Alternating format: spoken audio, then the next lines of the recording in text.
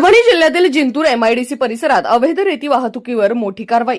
महसूल पथकाचा पाठलाग, मिनी हायवा पलटी आणि चालक फरार. जिंतूर एमआयडीसी परिसरात 16 फेब्रुवारीच्या रात्री महसूल पथक पेट्रोलिंग करत असताना पांढऱ्या रंगाचा मिनी हायवा संशयास्पदरित्या जाताना दिसला.